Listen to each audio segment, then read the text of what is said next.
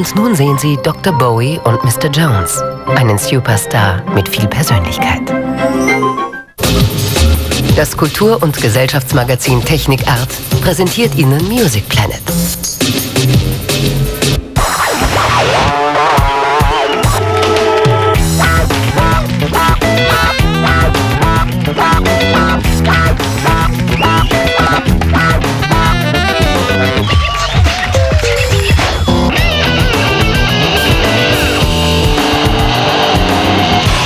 I'm closer to the golden dawn, immersed in Crowler's uniform of imagery.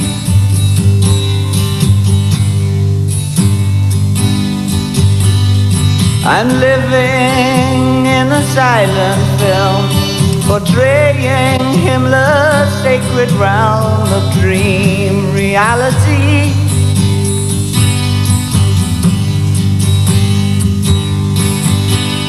I'm frightened by the total goal, drawing to the ragged hole, and I ain't got the power anymore. No, I ain't got the power anymore.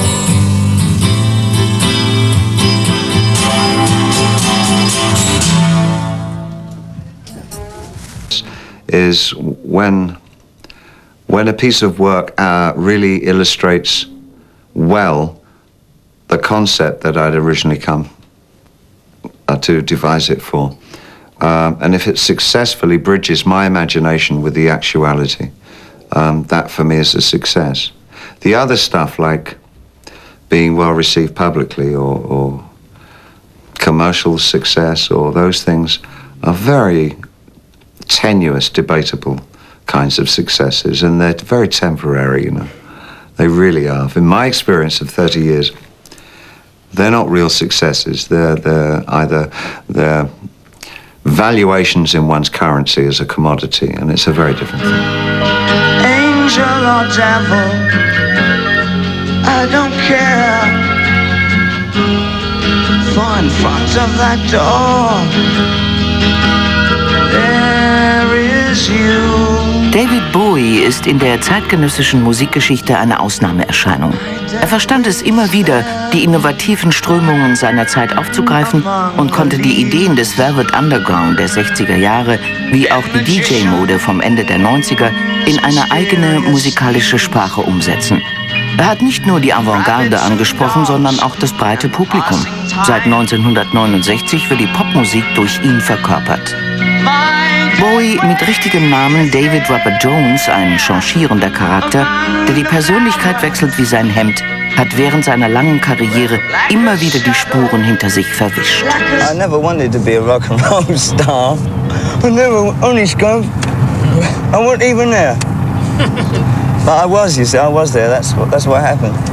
No, it excited me just because it was there. That was enough. I mean, personally, I was playing saxophone, and I was trying to make up my mind whether I wanted to play rock and roll or jazz. And as I wasn't very good at jazz, and I could fake it pretty well in rock and roll, so I played rock and roll.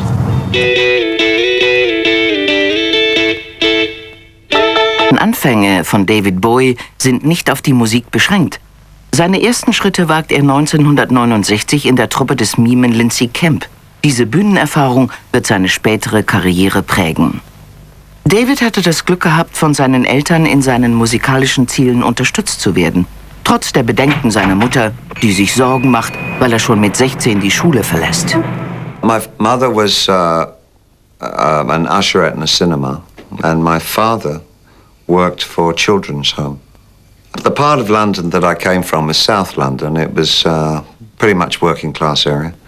And then we moved a little bit upscale, so it was, I guess in the English system, that would be upper working class or lower middle class. And eventually I escaped the profound existence of South London and moved to London itself when I was around 17 years old, and sort of very much have been independent from when I was 17. Nachdem er es einige Jahre mit verschiedenen Gruppen versucht hat, gelingt Bowie schließlich der Durchbruch. Mit seinem ersten Hit Space Oddity landet er im wahrsten Sinne in anderen Sphären, denn die BBC spielt ihn als Einleitung zu den Bildern von Armstrongs ersten Schritten auf dem Mond im Juli 69. Ground control to Major Tom. Take your protein pills and put your helmet on. 10. Ground control to Major Tom. 8, 7, 6. Commencing countdown, engines on. 3, 2. Check ignition and may God's love be with you. I was painting and I was making music, yes. I was always with a small band of some kind. I must have gone through 100 bands, it seems, before anything really started working for me. And it provided me with a night existence because, yeah, we were going out and doing shows. And I think the first time I came to France was maybe 1967 at a club in Paris called the Golf Drouot. The Golf Drouot. That was the first place I ever worked as a singer outside of England. Was in Paris, in fact. That was my first European gig. It was a thrill, meeting French girls, finding Gitan. My life changed. I was La Continentale. I never felt that I had a great facility for any of the arts. I always felt that I had to work very hard at it to develop the tools to become an artist. I had a kind of a flair for drawing and painting. And there was a period when my first job was as a commercial artist. And so I was able to kind of utilize that ability a little. But there really was seriously a point where I didn't know whether I was going to be a musician or a painter. And I think I hope that I'm both, except that one affords me more financial gain than the other, although I enjoy both probably equally. I like very much still to paint and sculpt, but I always felt I had to work at it very hard. And what I was good at doing was conceptualizing things. I was a good conceptualist, and I came up probably with very interesting ideas for how you could use music and theatre together, for instance. And some of the subject matter of my paintings and sculptures are fairly interesting. Maybe I'm a conceptualist. Mit Ziggy, seinem androgynen Alter Ego, eine Kultfigur für eine ganze Generation.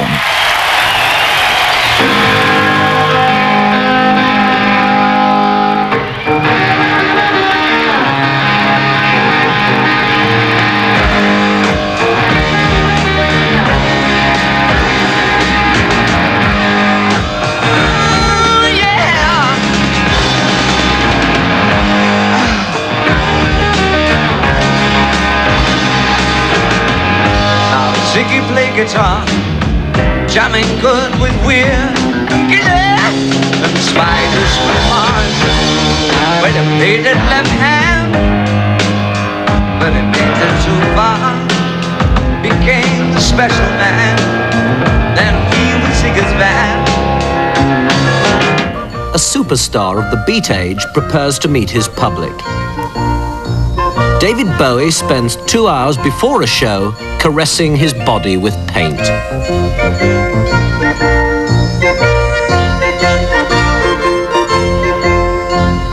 Bowie is a skinny lad with a pasty complexion and ochre-dyed hair in a teddy boy style of 20 years by millions of girls. Outside the Winter Gardens of Bournemouth, some of those fans are arriving to pay homage to a man who's become the high priest of pop. Every seat was sold months ago. Some fans were even blessed with a glimpse of the master as he scurried into the theatre. Oh no, I want to see him! What are you so upset about? I want to see him!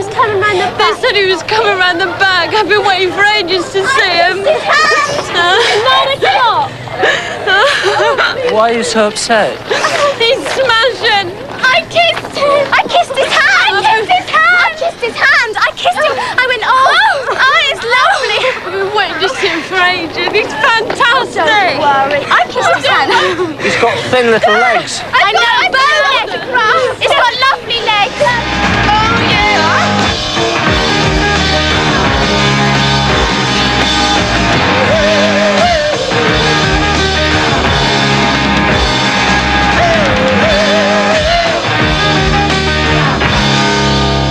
Now Ziggy play guitar.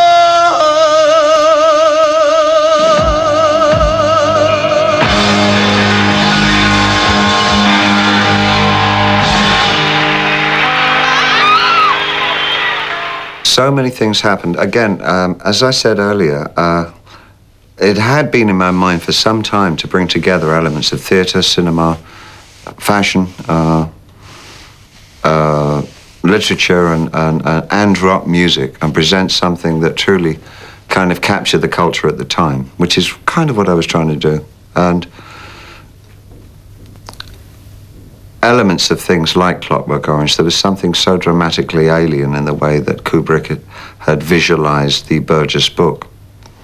There was something so theatrical about the violence in it, and the nature of how violence addressed itself, literally had dressed itself, which I felt for the first time there was an overtly subversive element to the way the dress was used. It was used as a menace.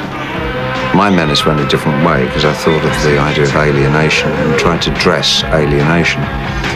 And my alienation came from the cultural symbol of the Japanese, who at that time in the West was still virtually an unknown entity. The idea of Japan and its culture was still something that we didn't know very much about in Britain. I think probably France knew far more about it than we did, or at least in Asia. England was still very empirical. And so I took on the idea of vaguely some of the aspects of kabuki theatre and how they dressed themselves and the assistants that we used to pull clothes off. And I utilised that as well. There are elements of Metropolis that I've, the machinations of an industrial society gone crazy. All these things I kind of wanted to put together to illustrate, I don't know, something I couldn't articulate in words.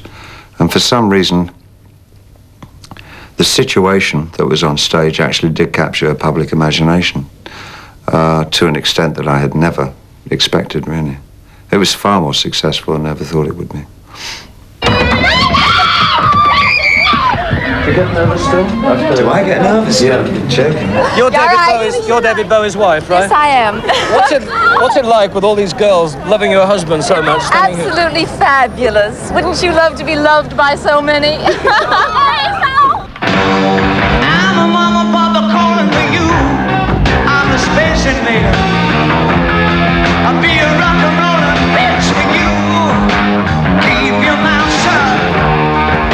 You're squawking like a big monkey bear, and I'm busting up my brain for the world.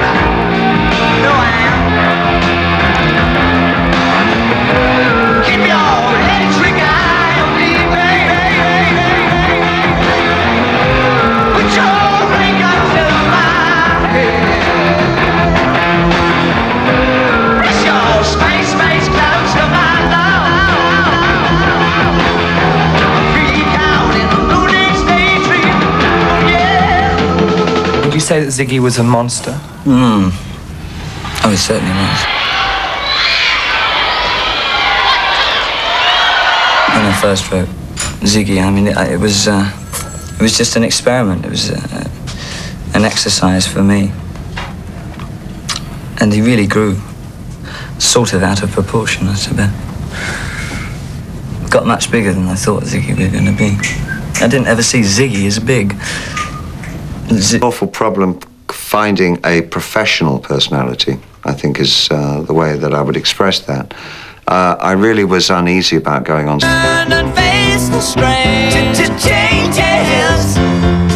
2 Jahre dauert seine triumphale Tournee, mit der er nacheinander die USA und Japan begeistert. Gleichzeitig erklimmen 2 seiner Alben die Charts. 1972 erscheint The Rise and Fall of Ziggy Stardust und ein Jahr später Aladdin Sane. Die Bowie-Manie greift um sich. Kurz vor Tourneebeginn kommt sein Sohn Zoe auf die Welt. Die Presse erinnert an sein Faible für weibliche Kostümierung, in der er sich 3 Jahre zuvor auf dem Cover seines zweiten Albums The Man Who Sold the Moon präsentiert hat. Do you believe in God? I believe in an energy form, but I wouldn't like to put a name to it. Do you indulge in any form of worship? Life. I love life very much indeed. What kind of reaction do you get from the people who are violently in favour of you? I mean, do you get fan mail? Yes, a lot. What is it? Scabrous or dangerous or interesting or exciting? It's very sexy. In what way?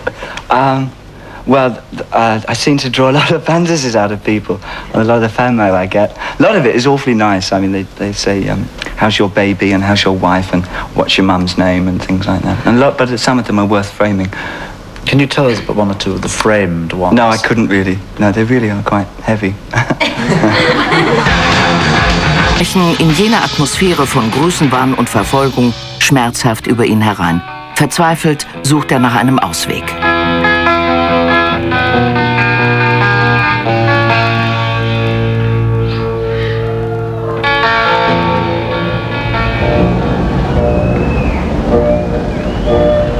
Ladies and gentlemen, straight from his fantastically successful world tour, including the United States of America, Japan, now his home country, for the last time, David Bowie! This particular show will remain with us the longest because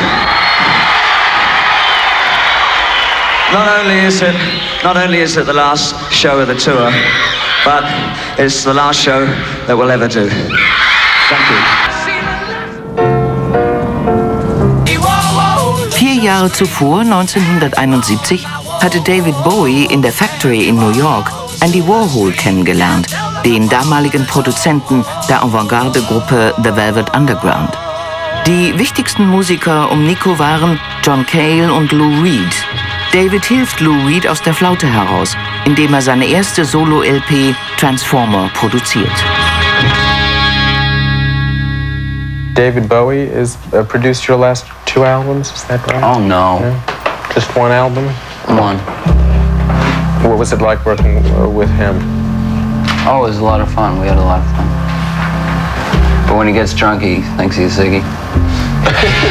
Zur selben Zeit tut er sich mit einem anderen, noch namenlosen Helden der Rockmusik zusammen, Iggy Pop. Für ihn mischt er das Kultalbum der Stooges, Raw Power. Auf dem Gipfel des Ruhmes angelangt, bekommt David die Folgen der monatelangen Tourneen zu spüren.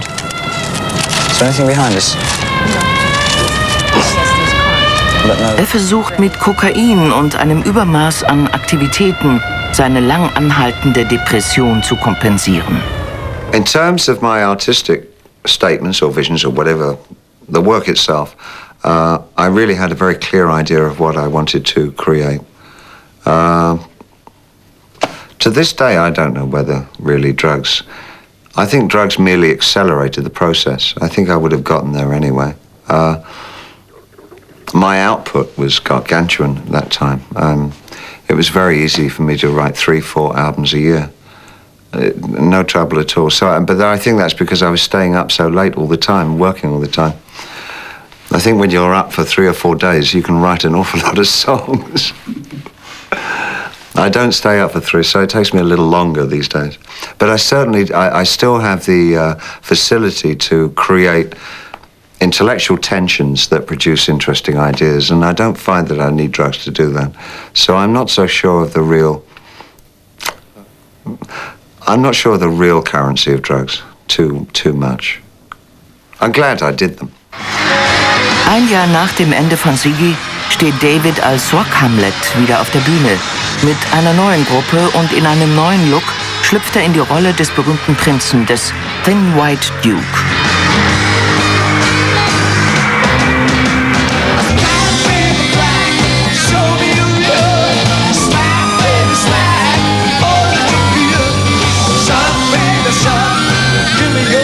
Einfluss von William Burroughs und Shakespeare bringt jenen Cracked Actor hervor, eine zerrissene Gestalt, die eine neue Metaphysik der Innenschau verkörpert.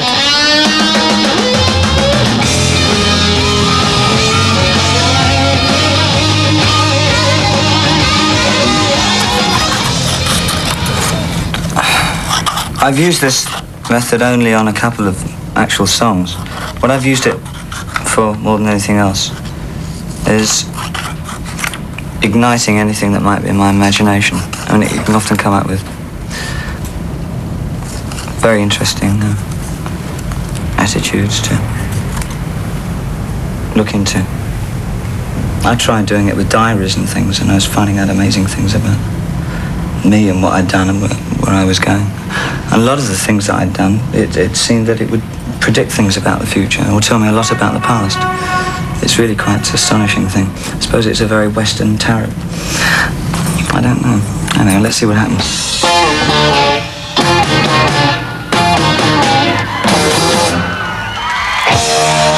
I'm an alligator. Oh, mama, papa, calling for you. Oh, what's the space invader? I'll be a rock and rollin' bitch for you.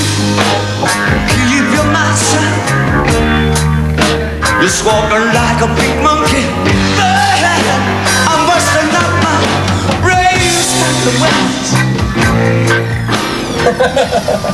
Jesus, I couldn't sell this joint. Can you save this hanger?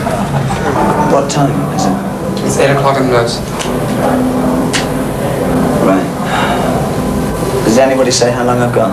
They said 5 minutes, 10 minutes ago. Did they? It's 8:15 start. Probably not.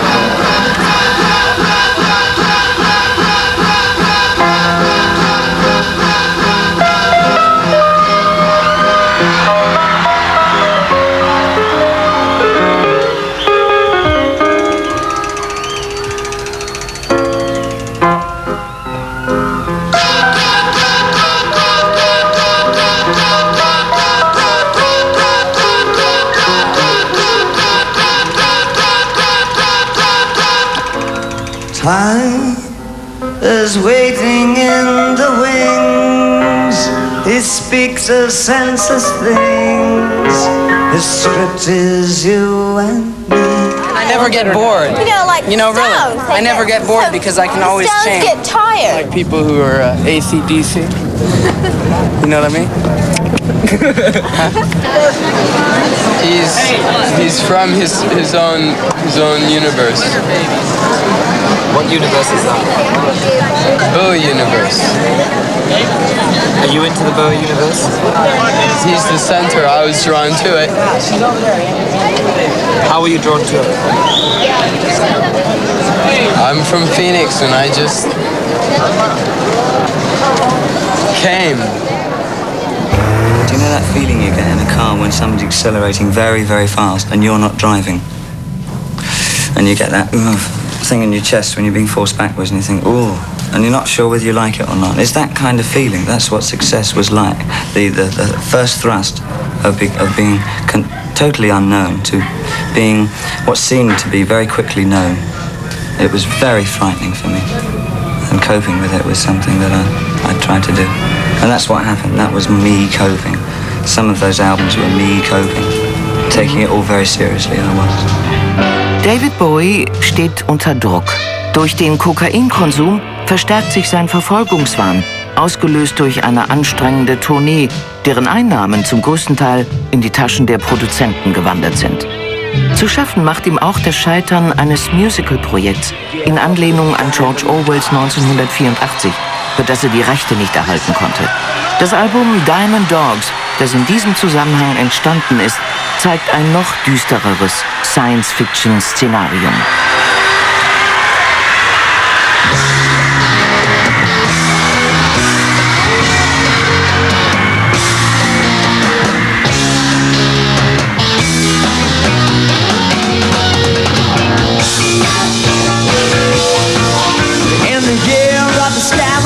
Season on the bed, sashaying on the ballroom, scurrying to the ditch.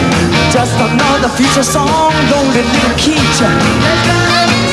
Try and wake up tomorrow. I keep my friends serene. Will they come? Oh, baby, coming to me. Will they come? Well, she's coming, I'm gone. I'm out of the garden, baby. You catch a death in the fall. Young girl. Involved with characters or narrative again, I had to define a new form of musical language. And at this point, Germany was really a part of you at this time. I mean, No, that happened when I left America.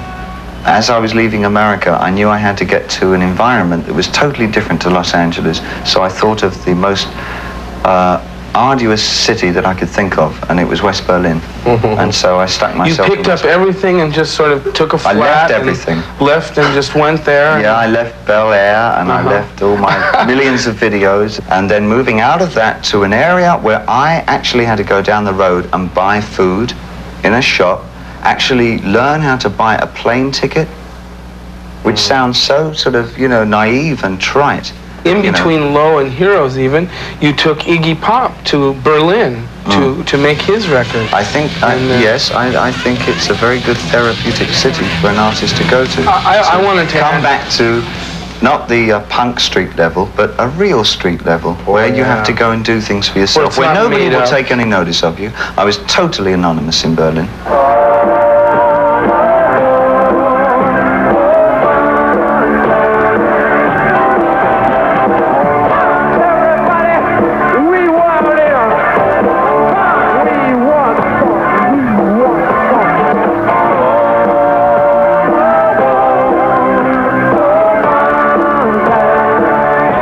Have been amazing for you, though, to sit back there every night behind a piano in front of people. And I mean, you lent your name to the project. There's.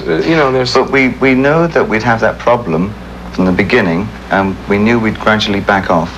How did it feel Jimmy being felt a session more man? assertive about what he was doing. How did it feel being a session man? As Ray Davies says, not paid to think. I had my bottle of beer and a packet of cigarettes and a piano, and I could get drunk with the band. And I remember you wearing those thick glasses and your little Harvard law school, and you were really. I adored it. It was a terrific character. I really. In Erfolg mit neuer Energie geladen geht Bowie auf Europatournee. Mit älteren Kompositionen und einem härteren Sound präsentiert er sich in einer Show, die dem Punk genau entgegengesetzt ist.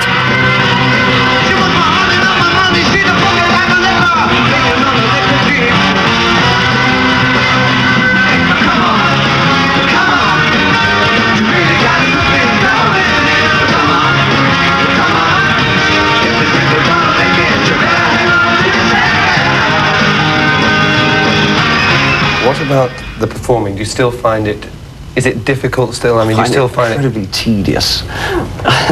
After 2.5 months, I think, right, let's go out and do it. But well, why are you doing it then? Oh, I need the money. I desperately need the money. I've been a silly boy about my financial arrangements. And it's only over the last couple of years that I've been able to get back anything from almost 10 years working publicly. So I really have to do this. I mean, it's my job, and it's like carting your paintings around the exhibitions and the galleries trying to sell a few. And for me, it's the equivalent thing. Im Oktober 1980 stürzt sich David Bowie in ein neues Abenteuer, der Aufbereitung von Elephant Man für das Theater. David schlüpft in die Haut dieser ihn faszinierenden Gestalt und seine Bühnenleistung macht am Broadway Furore. Come on.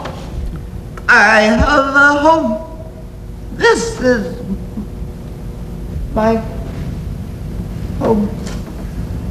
This is my home. I have a home. I have for as long as I like. I never really felt that I was part of the crowd. So as much as I was trying to be involved, I think maybe a fact of my shyness, which I was a very shy boy, kind of kept me on the edge of things. So I did tend to observe, but I've always been an observer. I don't think that's really changed. I'm just a little more gregarious now. I'm more of a social animal now than really more social animal than I was when I was 17. I was almost catatonically shy when I was 17. It was very hard for me to approach anybody and say hello or introduce myself or anything like that. When did it change? About a year ago. I think probably not really until I think probably the 80s. I think probably I was very much a reclusive person, I think, most of the 70s and probably a good part of the 80s. Things changed around a lot for me in the 80s. It was a real effort, though. I had to put as much work into becoming social as I had done into my real work. But my real work was a great escape from having to mix with people. You know, it was 1983 eine Rolle anbietet. Er spielt einen Offizier der britischen Armee, der Kriegsgefangener der Japaner ist. Die Story von der vielschichtigen Beziehung zwischen dem Gefangenen und seinem Henker wird auch in Cannes gezeigt. Danach wirkt David in Begierde von Tony Scott mit. An der Seite von Catherine Deneuve spielt er einen Mann, der frühzeitig altert. So we're not getting the beginning part or anything? Yeah, we're forgetting the first two verses. Right. I made the thing into 4 verses, you see. Two sung, 1 solo verse, and then a sung verse, and then the out. 1993. David Bowie arbeitet an Black Tie White Noise und umgibt sich mit neuen Talenten. Aber er holt auch seinen Partner aus den Ziggy-Jahren, Mike Ronson, wieder zu sich, kurz bevor dieser stirbt. That's great. Was it difficult? Well, no, they were wonderful. They were absolutely wonderful.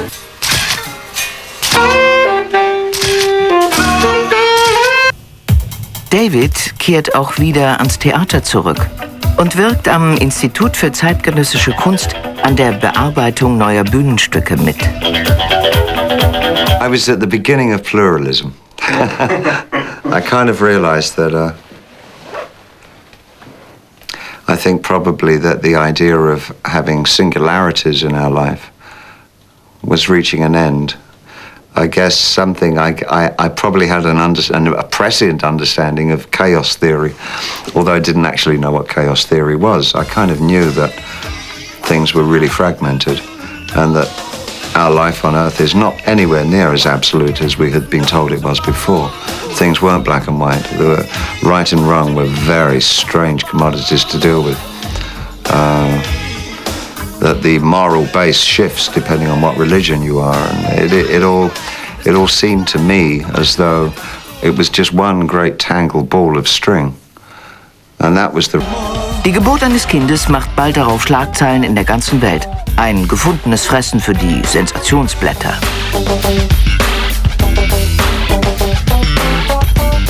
I think really and truly an artist wants to keep finding an even more direct and interesting way of expressing himself, I think. And as long as he ever has that passion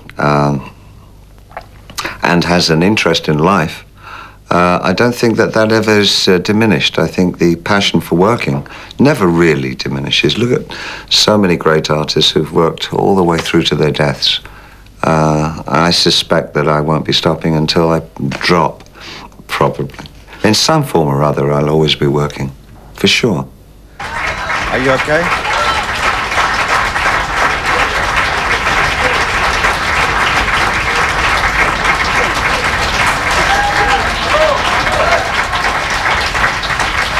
Yes, that's good.